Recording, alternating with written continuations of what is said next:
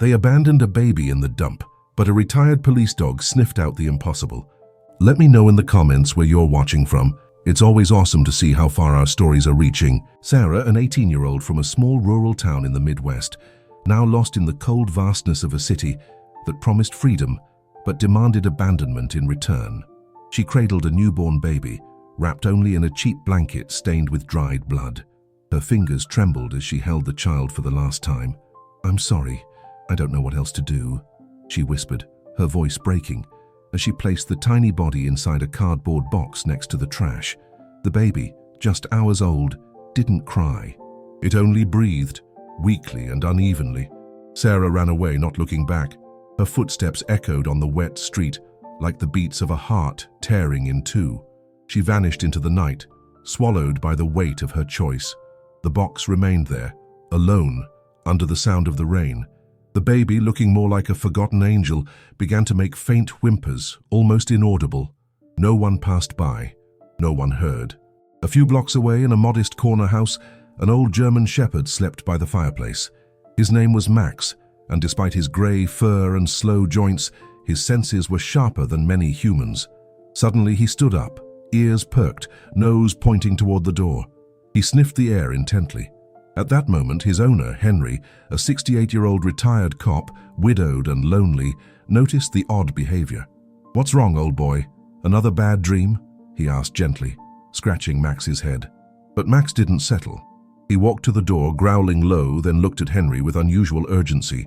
Something in the air, something beyond the rain and cold. A smell that wasn't death or food. It was fragility, blood, life in danger. Henry sighed. "We can't go out in this weather, Max. Wait till morning." Max responded with a deep, insistent bark and sat by the door. That night, fate began to quietly weave a story of redemption, sacrifice, and love. An old dog had sensed something no human could detect. The silent cry of an innocent soul begging for help. Just a few hours later, the storm still roared over the city, as if the sky were trying to wash away what human conscience couldn't. Henry slept in his old recliner, the TV still on, muttering repetitive news about violence and abandonment. But Max didn't sleep. The old German shepherd paced back and forth, restless, with his ears low but his senses sharp. Every few minutes he stopped at the door, as if waiting for his human to finally understand what he already knew. Something out there needed to be found, and fast. The clock read 3:47 a.m. when Henry opened his eyes. He felt a slight ache in his back, but something else bothered him. It was as if the air itself had changed, whispering that something wasn't right. "Still at it, Max?" he asked in a hoarse voice, sitting up slowly. Max whined, walked to the door and scratched it with one front paw. Then he turned his head to Henry, with a look so steady and full of purpose that the man paused for a moment. It wasn't just any dog's look. It was the gaze of a guardian, a witness, a being that had sensed something beyond human understanding. All right, Henry muttered, grabbing his coat and a flashlight. Leaning on his cane, he opened the front door. The cold wind hit him like an old enemy, stinging his face. But Max didn't wait. He bolted into the street, moving with an urgency he hadn't shown in years. Henry, surprised, hurried to keep up. The dog stopped at every corner, sniffed the air, and then moved on with purpose. They passed sleeping houses, flickering streetlights, and puddles reflecting a shattered moon. Henry, though exhausted, couldn't stop following. Something pushed him from within. It wasn't madness or nostalgia. It was faith. Max turned into a dark alley and stopped suddenly. His whole body tensed. Henry barely caught up, seeing him pause in front of a rusty dumpster. The dog sniffed hard, then let out a deep, long, painful howl. Henry's heart stopped for a second. "What the hell did you find?" he said, stepping closer with difficulty. His flashlight shook in his hands as he aimed it at the corner. First, he saw the box, then the tiny bundle inside, and then the faintest, frailest, most devastating sound he'd ever heard. A muffled whimper, barely audible, but alive. Henry knelt as best he could, ignoring the pain in his knees. He carefully opened the blanket. A baby, so small, freezing, struggling to breathe. "My God," he whispered as Max lay down beside the box, as if trying to warm that abandoned piece of life with his own heat. Henry trembled. He didn't know if it was the cold, the adrenaline, or the certainty that this night that old dog had done the impossible. He had heard the call of a soul that didn't yet know how to cry out. He took the baby in his arms, wrapping it in his coat, and stood up as best he could. "Come on, old boy, we've got to get him out of here, no time to waste." And together, one limping and the other aged but steady, they began to walk through the rain. The man, the dog, and a hope that was just beginning to breathe. The nearest hospital was over 20 blocks away, and Henry knew it. He didn't have a car, and that night, taxis were like ghosts that didn't show up, no matter how much you begged. The old man held the baby close to his chest, feeling the tiny body's warmth fading little by little, as if the child's soul was slipping away with every raindrop that fell. "Hold on, please, we're almost there," he whispered between gasps, his boots splashing through puddles with uneven steps. Max stayed close. He walked beside his old friend like a sentinel of flesh, bone, and memory. Sometimes he moved a few steps ahead, guiding with purpose, and other times he paused, looking at Henry as if checking his strength. The dog understood, in a way only noble animals can, that time was against them. The lights of Central Community Hospital appeared in the distance like a promise. Seeing them, Henry felt his strength waver. Every muscle ached, but he didn't stop. With the baby tucked under his coat, he climbed the last steps like he was scaling a mountain and pushed through the emergency room doors with desperation. "Help! We found a baby! He's in bad shape!" he shouted, his voice cracked from the effort. A nurse, pale-faced with her hair pulled back in a tight professional bun, looked up and froze for a moment. Then urgency snapped her out of it. "Code Blue! Pediatric! Move!" Two doctors rushed toward Henry. One, a young man named Dr. James Wilson, took the baby with fierce gentleness, firing off quick questions that Henry could barely answer. How long was he out there? Was he breathing? Do you know if he was born today? I don't know. He was in a box, in an alley. My dog smelled him. He led us. As the doctors vanished down the hall with the baby, Henry dropped to his knees. Max came closer, resting his head on the man's shoulder, as if sharing his exhaustion and his faith. A nurse tried to help him up, but he shook his head. "Let me stay here. I'm not leaving until I know if that kid's going to make it." In the emergency room, the baby was placed on a stretcher under bright lights. He was pale, dirty, with clear signs of hypothermia and breathing trouble. Dr. Wilson barked orders. "Oxygen, fluids, heat now." "I don't know how he survived out there so long," one of the residents muttered. But Dr. Wilson didn't answer. He looked at the baby as if he were staring at a wounded miracle. In his years of practice, he'd seen plenty of sad cases, but this child, saved by an old man with a cane and a dog with wise eyes, was different. There was something pure about him. Hours later, Henry was still sitting in the hallway, Max curled up at his feet. Exhaustion weighed on his back like a slab of stone, but he didn't sleep. His eyes were fixed on the door, his whole soul waiting for one sign. Finally, Dr. Wilson appeared. He took off his cap, sighed, and walked over slowly. "He's alive. He'll need special care, but he's out of immediate danger. You got lucky finding him. Another hour and..." He didn't finish the sentence. He didn't need to. Henry lowered his head. He didn't cry. He just took a deep breath, like he was climbing out of a dark pit. Then he looked at Max and stroked his head with reverence. "You felt him. You knew he was there. You saved me. Again." Max, without moving, just closed his eyes and let out a soft sigh. The dawn slipped through the hospital blinds like a warm sigh after a night of anguish. The hallway's white lights seemed less harsh, and the distant beep of a heart monitor marked the rhythm of a life that had chosen to stay. In a small neonatal intensive care unit, the baby slept, hooked to tubes and sensors, but his chest rose and fell steadily. He was breathing. He was here. Henry, sitting in a hard chair outside the room, hadn't moved in hours. Max lay curled at his side, a loyal shadow refusing to give in to sleep. The old retired cop stared through the glass with a mix of tenderness and resolve. Though he couldn't explain it, he felt part of something bigger than himself. "How'd you know he was there?" he whispered to the dog, gently stroking his thick neck. "You're not just a dog, are you, old friend?" A voice broke the moment. It was Dr. James Wilson, holding a file with a furrowed brow. "Henry, we need to talk. We found something important." In a private room, surrounded by cold walls and the smell of disinfectant, Dr. Wilson showed him a small, dirty but legible hospital wristband found tucked in the baby's blanket. It was handwritten, barely visible. Baby boy, Sarah Johnson. Sarah Johnson, Henry repeated, frowning. That name sounds familiar. The police are tracking it down.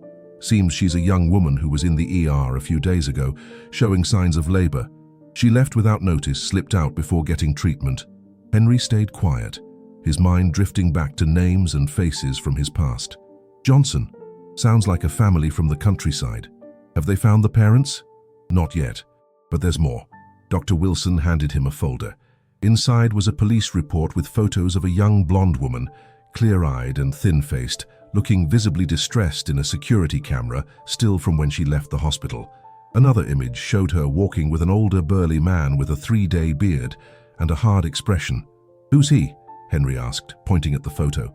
Her partner, it seems. Mark Davis, with a record of domestic violence, abandonment, and minor drug charges. The police think he pressured Sarah to get rid of the baby. Maybe manipulated her, maybe threatened her. Henry closed his eyes for a moment. It wasn't the first time he'd seen this story play out. But this time, he was in it. This child had been left to die, and yet he was alive, because a dog had sensed him. What happens now? Child Protective Services will take over, but Dr. Wilson lowered his voice. Social services are overwhelmed. If no one legally claims the baby, he could end up in a system where it's hard for anyone to give him a decent life. Henry looked out the window at the sky, slowly opening in shades of orange. Then he turned back to the doctor. I found him. He found us. I can't just walk away. Henry, I'm not saying it on a whim. I've got experience. I've got a house. I may not have youth, but I've got this dog and a heart that doesn't want to see another kid forgotten. If the system can take him, then I can fight for him too. The doctor didn't answer right away. He just looked at him with quiet respect, then nodded. I'll talk to the social worker. It won't be easy, but I'll do what I can. That afternoon, the police found Sarah. She was hiding in a cheap motel on the edge of town, gaunt, curled up with her knees to her chest, repeating through tears that she didn't know what else to do, that she didn't mean to hurt him, that she was just scared. Mark, on the other hand, was arrested trying to leave the state on a bus. He didn't resist. He didn't even ask about the baby. His expression was empty, as hollow as his conscience. When Sarah was brought to the hospital under custody, she asked to see the child. She saw him through the glass, silent. She didn't cry, but her lips trembled. Henry was there. He didn't judge her. He just said, in a low but firm voice, "The world can be cruel, girl, but not everyone's blind. That boy deserves more than abandonment. He deserves to be loved." 3 weeks had passed since that rainy night, when a life hung by a thread. The baby, now temporarily named Noah, showed surprising signs of recovery. His skin had regained color, and his eyes, small and searching, followed lights and voices with shy curiosity, like someone just starting to realize the world wasn't always cold. Henry visited every day.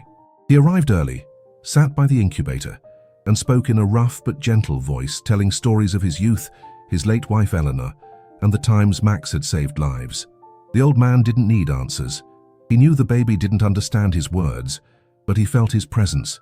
Max, always at his side, stayed still as a living statue. He watched Noah with an ancient seriousness, as if he saw something sacred in his existence. The doctors and nurses started calling him the guardian and let him in without question. There was something in his eyes no one could deny. One Friday afternoon, the family court meeting room was filled with papers, tension, and averted glances. Judge Robert Carter, gray-haired and stern-faced, presided with a neutral voice but a probing gaze. Sarah, in a simple blouse and paler than usual, sat with a public defender. Though not handcuffed, her hunched posture spoke volumes. She wasn't trying to justify her actions, only hoping not to be invisible. Across the room, Henry sat with his cane between his legs and his hat on his knees. He wore no suit, just his wool jacket and the quiet dignity of someone who asks for nothing but offers everything. At his feet, Max watched silently, not making a sound. "Mr. Thompson," the judge said, flipping through documents, "you're requesting temporary custody of the minor with no blood relation, no formal training as a caregiver, and no steady income. Why should we consider you?" Henry stood with effort. He walked to the center of the room slowly but without hesitation. His blue eyes, worn by life, shone with calm determination. "Because that boy wasn't found by chance, Your Honor. No one else heard him. No one else felt him. Only this old dog, who should have been sleeping by the fire, got up for something no human noticed. I just followed him. A pause. The judge stared, expressionless. I don't have wealth, youth, or titles, but I have a home where no one will be cast into oblivion, where warmth comes not from an electric blanket, but from the soul you put into caring for another. That baby needs love. I can't buy it, but I can give it. The room fell silent, heavy as a held prayer. Sarah lowered her head. No tears, just a sad acceptance. For the first time, her voice held truth.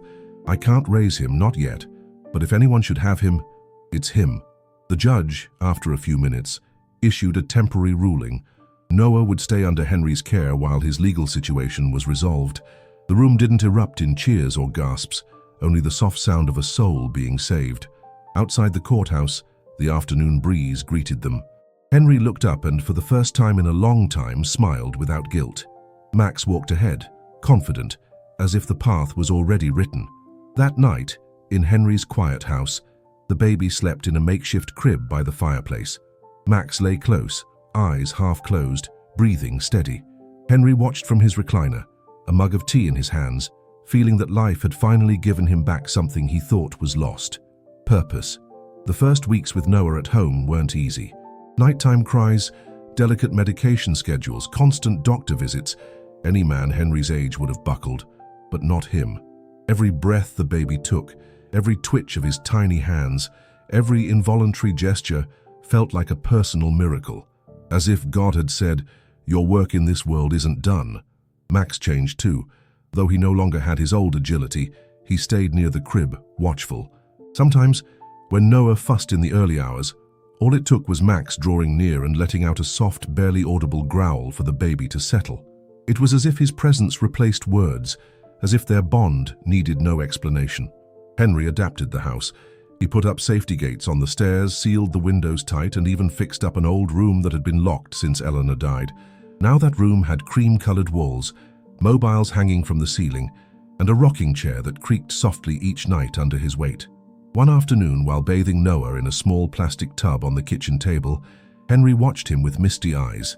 The baby splashed with his little hands, and a small, clumsy but genuine smile spread across his face. "Look at that," Henry said, stroking the baby's wet head. "You've got Eleanor's smile, and those eyes, so clear, like you see beyond all this." That night, sitting by the fireplace with Noah asleep in his lap and Max at his feet, Henry thought about time, how it slips away without permission, how fleeting days are, but also how a broken life can find meaning in unexpected love. The phone rang. "Henry Thompson," said the voice on the other end. "This is Laura Bennett, social worker. We need to schedule a home visit. It's part of the evaluation for permanent custody." "Sure, anytime. I'll be here." "There's something else. Sarah Johnson asked to speak with you. She's not trying to take the baby back, but she says she needs closure. Would you be willing?" Henry looked at Noah, sleeping with a fist curled near his face, then at Max, who raised an ear as if waiting for the answer too. "Yeah, if it can help her heal, I'm willing." The day of the visit came with a clear sky and a gentle breeze. Laura, a meticulous but kind woman in her 40s, walked through the house, noting every detail.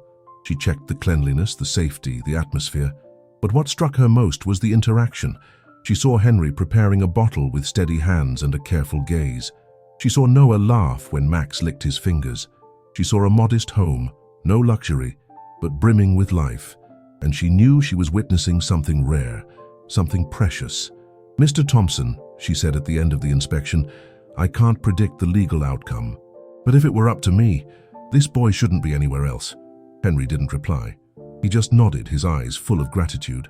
Later, Sarah arrived, escorted by a therapist, dressed simply, her face marked by regret. She didn't ask to come in. She stood at the doorstep while Henry held Noah in his arms. "I just wanted to see him one more time," she said softly. "Not just him, you both, to see if you're okay." Henry watched her silently for a moment.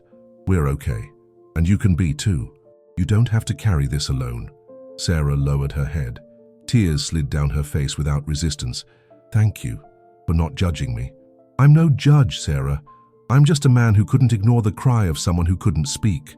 Sarah left, promising to continue her therapy. Henry went back inside, Noah in his arms, feeling a peace he hadn't known in years. Max nudged the door shut with his nose, as if he knew something important had ended, and something even greater was just beginning. Almost a month had passed since Noah settled into Henry's home for good.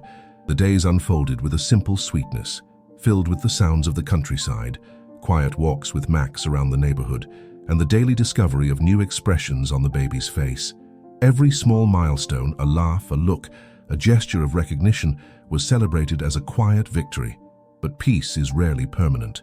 One cloudy morning, Henry stepped onto the front porch with Noah wrapped in a blanket, ready for their morning walk. Max, as always, was already by the rocking chair. Henry set Noah in the stroller, adjusted his knit cap, and was about to head down the steps when he noticed something odd. A car parked across from his house, engine running, windows tinted. He froze for a moment. Max let out a low growl. Not a bark, but that deep, primal sound he made, only when danger lingered in the air. The driver stepped out, a tall, broad man in a leather jacket with an unkempt beard. His expression wasn't outright aggressive, but carried a clumsy, almost taunting confidence. Henry recognized him instantly. "Mark Davis." The man grinned, not showing his teeth. "Old man, so you're the hero of the year, huh?" Max stepped between them immediately. Henry didn't stop him. "I don't know what you're after, Davis, but this boy has nothing to do with you." "Oh, he does. He's my ex's kid. And even if she backed out, I didn't sign anything giving up my rights." Henry gripped his cane tightly. His voice, without rising, was like stone. "You left him to die in a box. You don't get to say his name." Mark took a step closer. Max raised his snout, baring his teeth. "Come on, old man, no need for a sermon. Just here to say life turns around. Sometimes people change their minds." Henry felt a chill down his spine, not from physical fear. He'd faced armed criminals in his day, but from what this threat meant. It wasn't just about him. It was a shadow looming over Noah's innocence. Mark returned to his car without another word. The engine's roar broke the street's silence, and he was gone around the corner in seconds. Henry took a deep breath, closed his eyes, and petted Max. "I need you more than ever, old friend." That night, after putting Noah to bed, Henry called Laura Bennett. "I need you to reopen the protection case. Davis showed up today. He's after something, and I'm not waiting to find out what. I'll file a report right away. I can also talk to the state attorney. If there's evidence he's a threat, we could request a restraining order. It's not just about papers, Laura. That man doesn't get the harm he's already done. He can't come near this boy. Period." As they spoke, Max stayed close to the crib. He didn't sleep. He just watched, as if his instincts told him something in the peace of this new home was about to be tested. The next day, Henry installed new locks on the doors. He checked the neighborhood security cameras and talked to the neighbors. But beyond physical precautions, what worried him most was what he couldn't control. The system's decisions, the legal loopholes, the shadows that slipped through the cracks of the law. Max, meanwhile, never left Noah's side. If the baby cried, he was there. If he slept, he kept watch. He was more than a dog. He was the silent angel preparing once again to protect what the world had nearly lost. The state courthouse felt colder than usual, despite the bright sun outside. The grey walls and wooden benches creaked with every movement, like silent witnesses to countless human battles. Henry sat in the second row, cane between his legs, eyes fixed on the side door where the lawyers would enter. Laura Bennett had promised to do everything she could, but in life, promises were sometimes weak chains against the gears of the law. Noah wasn't there. For safety, he was under a nurse's care in a special room in the building. Max wasn't allowed inside either, but he waited outside the door like a stone sentinel, unmoving. Though unseen, everyone knew he was there. Judge Robert Carter, familiar with the case, flipped through papers with a tense expression. To his right, the state prosecutor prepared arguments. Across from him, a smug-looking lawyer, hired by a distant relative of Mark, had managed the unthinkable, a hearing to evaluate Mark's biological rights to the child he abandoned. Mark walked in, wearing a poorly ironed white shirt and a fake, remorseful look. He moved slowly, like he was playing a cleaned-up version of himself, less threatening, more polished. But Henry wasn't fooled. He knew rot didn't wash off with a haircut. The prosecutor spoke first. "Your Honor, this isn't just a case of child abandonment, but attempted homicide by gross negligence. Mr. Davis was identified as the mother's companion during the abandonment." We have testimony, medical records, and a statement from the mother herself confirming he pressured her and took part in the decision to leave the child. The defense lawyer stood quickly, as if reciting a memorized script. My client isn't here to fight for full custody. He knows he's not in a position to raise the child, but he can't be cut out of his life without a chance to redeem himself. He's enrolled in a rehab program, has a job, and deserves at least supervised visitation. Henry stayed silent, gripping his cane until his knuckles whitened. His turn came minutes later. He walked slowly to the stand under everyone's gaze. The judge looked at him, not harshly, but with scrutiny. Mr. Thompson, you've been the child's primary caregiver since he was found. Do you believe Mr. Davis poses a direct threat to the child? Henry took a deep breath. His voice was steady, clear. I can't say what he'll do tomorrow. I don't even know if he knows, but I know what he did. And what he didn't do. He didn't ask for help. He didn't go to the police. He didn't look for another way. He just gave the order and walked away. A man like that doesn't need to hit to be dangerous. Disappearing when he's needed most is enough. The silence that followed was absolute. Even the judge lowered his gaze for a moment, as if the words had hit harder than any fist. After a recess, Laura took the stand as a professional witness. She spoke of the home Henry had built, the baby's progress, the unbreakable bond between the old man, the dog, and the child. Your Honor, with all due respect, in all my years of service, I've never seen such a strong protective environment. This man and that animal didn't just save a life, and they're rebuilding it every day. The judge retired to deliberate. Over 30 minutes passed in complete silence. Henry didn't move. He didn't even blink. He just remembered every moment since that rainy night, since the smell Max caught when no one else felt a thing. Finally, the back door opened. The judge returned, his expression calm, almost wistful. After reviewing all evidence, this court grants full custody of the minor, now legally named Noah Johnson Thompson, to Mr. Henry Thompson. Any request for visitation by Mr. Mark Davis is denied, as he has shown neither moral fitness nor emotional connection to the child. Henry said nothing. He just lowered his head. His eyes glistened, but no tears fell.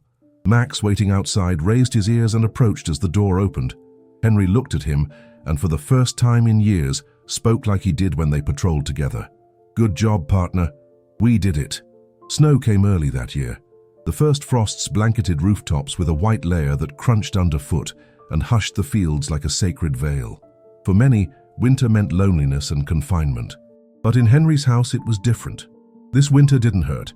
It smelled of warm milk, fresh-baked bread, and slow-burning wood. Noah was now 7 months old. He crawled clumsily across the wooden floor, his arms strong and cheeks rosy.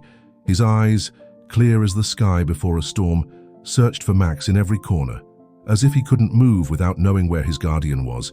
And Max, with his slow but steady gait, followed every step, like an old wolf watching his cub. Henry adjusted well to a role he never imagined taking on at his age. He woke at the first sound from the baby monitor, prepared bottles with near-military precision, and took Noah on walks, bundled up in a special carrier against his chest. The neighbors grew used to the unusual sight, an old man, a giggling baby, and a dog with wise eyes crossing the street like a family born of heart, not blood. During one walk, Mrs. Evelyn Carter, a kind-eyed widow with neatly pinned white hair, stopped them with a steaming mug of coffee in her hands. "I never get tired of seeing you three," she said, smiling. "You know, Mr. Thompson, you didn't adopt that boy. He chose you." Henry smiled humbly, petting Max's head. Maybe it wasn't a choice. Maybe it was a need, for both of us. At home, Noah was starting to babble sounds that seemed like half-formed names. One came up often.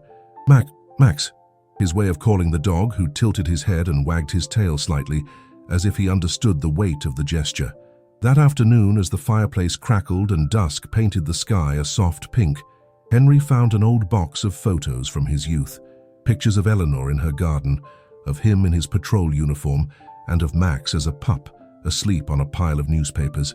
He sat on the floor with Noah in his lap, showing him each one.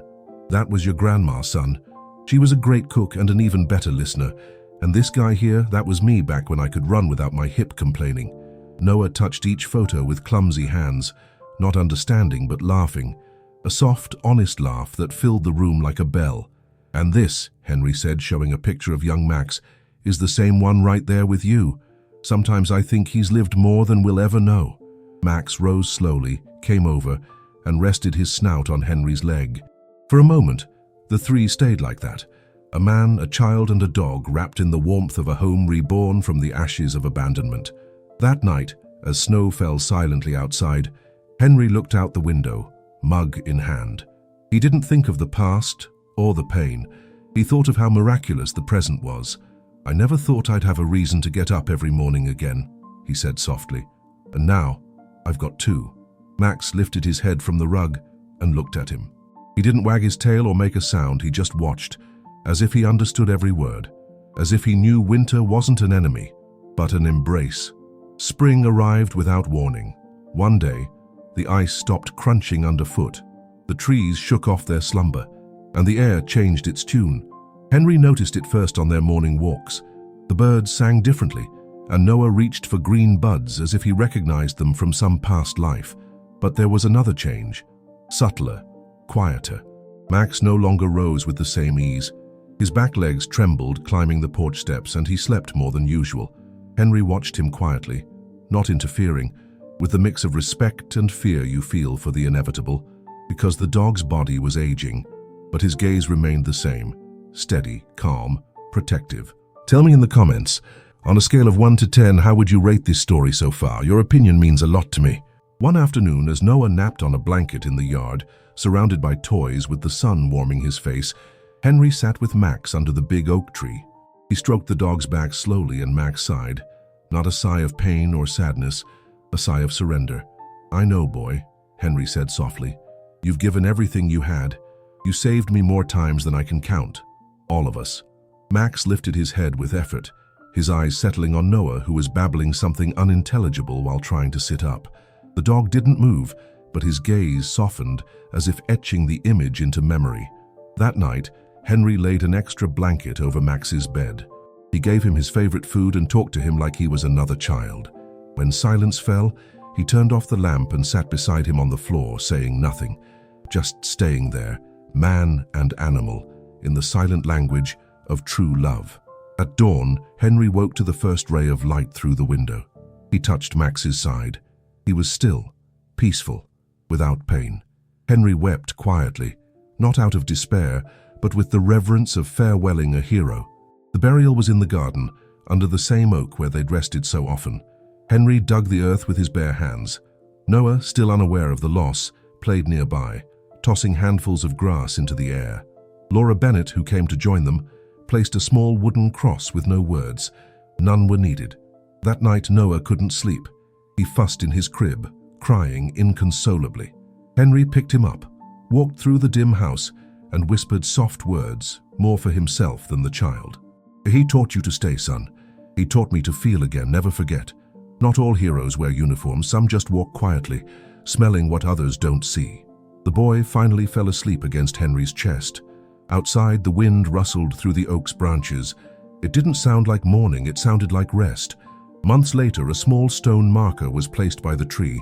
Carved by hand, it read, "Here lies Max, the one who heard what the world ignored." And every time Noah passed the tree, he paused, looked down, then up at the sky as if searching for something. Henry, from the porch, smiled, because he knew Noah wasn't searching. He was remembering. Years passed. Noah grew up surrounded by stories other kids could hardly imagine. He learned to walk in the same kitchen, where Henry baked bread every morning.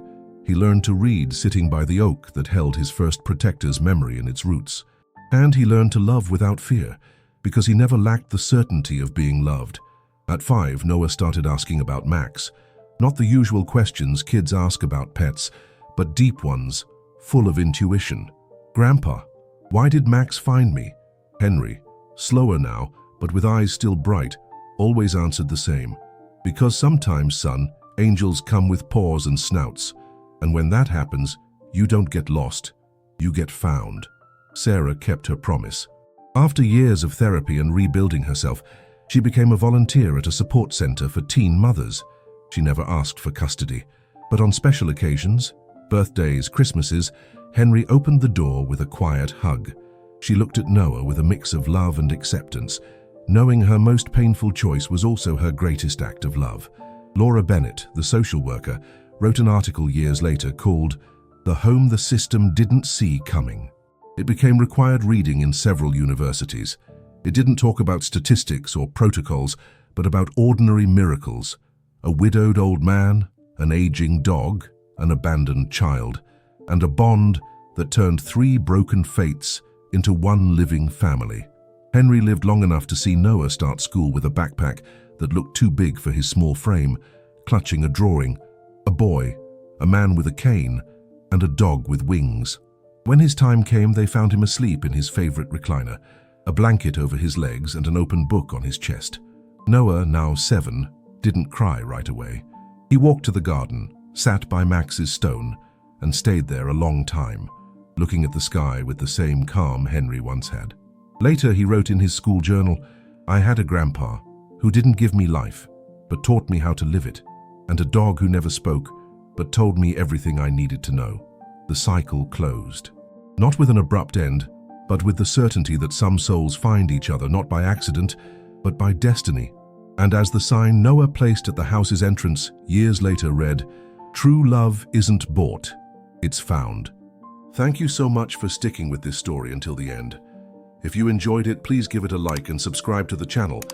It helps us a ton and motivates us to keep bringing new stories every week. And since you're here, take a moment to check out another one of our stories that's popping up on your screen. Big hug and see you next time. Stay well.